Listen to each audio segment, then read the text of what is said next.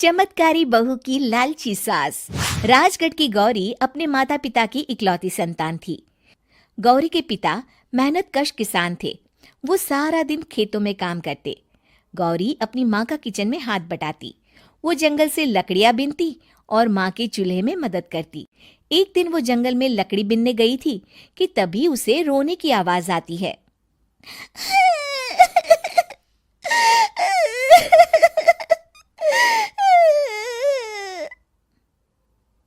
अरे, यहाँ कौन रो रहा है?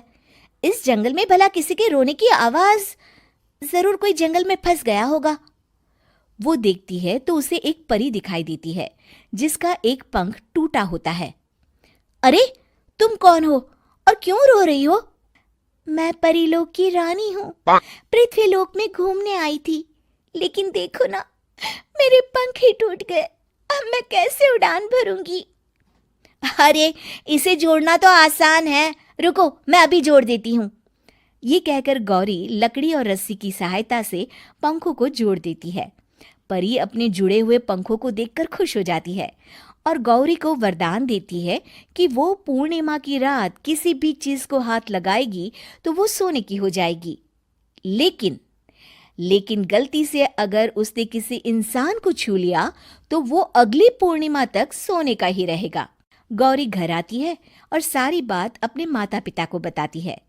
गौरी की माँ उसे कहती है, तू भी ना गौरी, सारा दिन परियों की कहानियां पढ़कर स्वप्न लोक में ही रहती है। नहीं माँ, मैं सच बोल रही हूँ। देखो, आज पूर्णिमा की रात है ना, इसलिए डर के मारे मैं कोई सामान भी नहीं छू रही हूँ। अच्छा, ऐसी बात है बिटिया रानी, तो जरा इस घड़े को हाथ लगा दे। गौरी घड़े को जैसे ही हाथ लगाती है वो सोने का हो जाता है। गौरी के माता पिता घड़े को देखकर हैरान रह जाते हैं। अगले दिन गौरी के पिता उस घड़े को सुनार के पास बेचने जाते हैं तो रास्ते में उन्हें कंचा काकी मिलती है। वो सोने का घड़ा देखकर गौरी के पिता से पूछती है, अरे गौरी के बापू, ये पीतल तो बड़ा चमक रहा है। अरे काकी, ये पीतल नहीं, सोना है, सोना। बेचने ले जा रहा हूँ। अरे, कहीं कोई लॉटरी लग गई है क्या? इतना सोना? गौरी के पिता काकी को गौरी को परी द्वारा दिए वरदान के बारे में बताते हैं। काकी गौरी के पिता की बात सुनकर सोच में पड़ जाती है और फिर अगले दिन काकी गौरी के घर आती हैं। गौरी के बापू, तुम्हारे लिए मैं एक खुशखबरी लाई हूँ। तभी गौरी की माँ पूछती है, क्या खुशखबरी है काकी? अरे, तुम्हारी बेटी का रिश्ता मैं अपने बेटे से करना चाहती हूँ।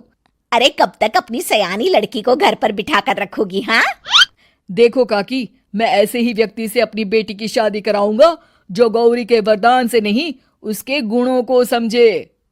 अरे, हमें तो गौरी के गुण अच्छे लगे, इसीलिए तो आ गई हूँ मैं। फिर गौरी के माँ बाप मान जाते हैं और उसकी शादी काकी के बेटे से हो जाती है। अगले दिन, अरे गौरी, कल पूर्णिमा की रात है।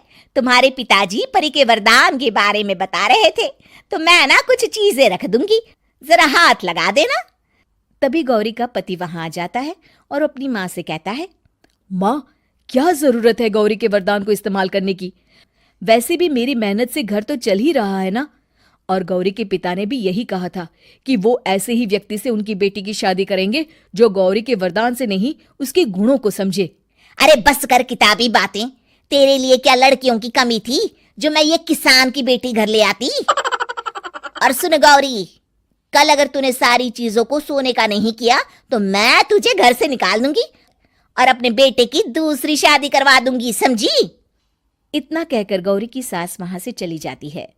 अगली पूर्णिमा की रात गौरी की सास गौरी के सामने ढेर सारे बर्तन रख देती है और कहती है, जल्दी कर गौरी, रात खत्म हो जाएगी। जल्दी जल्दी इन सारे बर्तनों को हाथ लगाकर सोने का कर दे।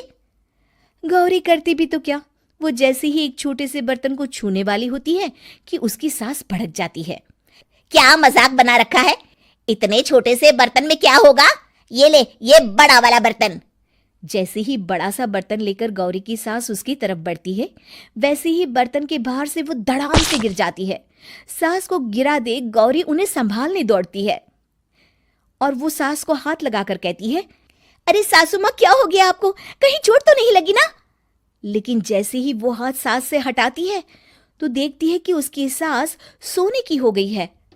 गौरी सोनी की सास को देखकर रोने लगती है और अपने पति से कहती है, मुझे परी ने कहा था कि अगर मैं किसी इंसान को हाथ लगाती हूँ तो वो अगली पूर्णिमा तक सोने का ही रहेगा। अब मैं क्या करूँ? अरे करना क्या है, माँ को उठाकर अलमारी में रख दो। और हाँ, लालच का फल बुरा ही होता है।